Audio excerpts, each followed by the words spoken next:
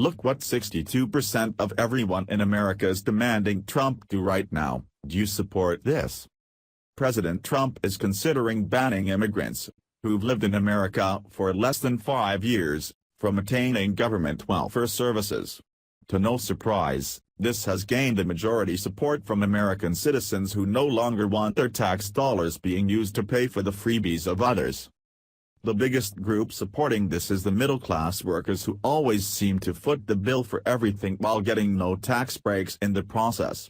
The middle class earns too much to qualify for any government perks, but the middle class also doesn't earn enough to gather any lucrative rich people tax breaks. The middle class essentially pays for everything, so there's no shock to see more than 70% of them approve of Trump's welfare ban.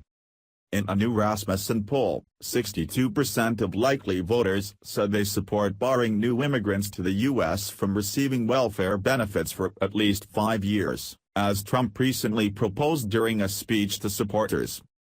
Middle-class Americans making $30,000 to $50,000 a year are the most likely to support the ban on welfare for immigrants, with 72% in favor. Those who describe themselves as moderates are also on board at a rate of 61%. Even more is the prospects of making sure no illegal aliens receive taxpayer-funded public welfare benefits. The biggest gaffe in American welfare is the fact that our country gives freebies to illegal immigrants.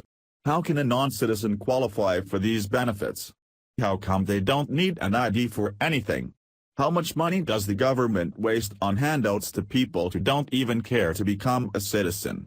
Too much. If Trump is able to stop illegal immigrants from gaining access to government funds such as welfare, then Trump's approval rating could raise a little bit. However, it might lower if polls talk to mostly illegal immigrants. Middle-class Americans making $30,000 to $50,000 a year are the most supportive, with 80% favoring the plan. It's also incredibly popular with Americans who dropped out of college or high school. A total of 96% of high school dropouts support banning illegal immigrants from welfare, while 80% of college dropouts agree. Middle-class America is behind the immigrant welfare ban, but the information providing shows another underlying problem with people dropping out of school. Perhaps the money saved from banning immigrant welfare should be used to help counsel the people who drop out of school. What can we do to help those people take their life in a direction that's meaningful and successful?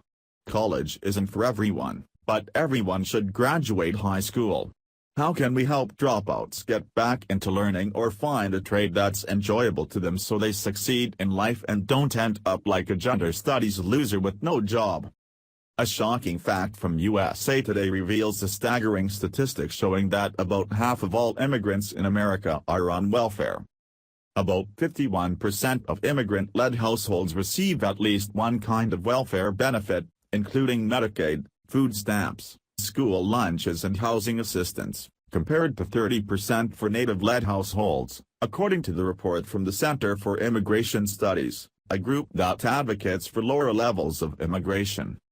Those numbers increase for households with children, with 76% of immigrant-led households receiving welfare, compared to 52% for the native-born.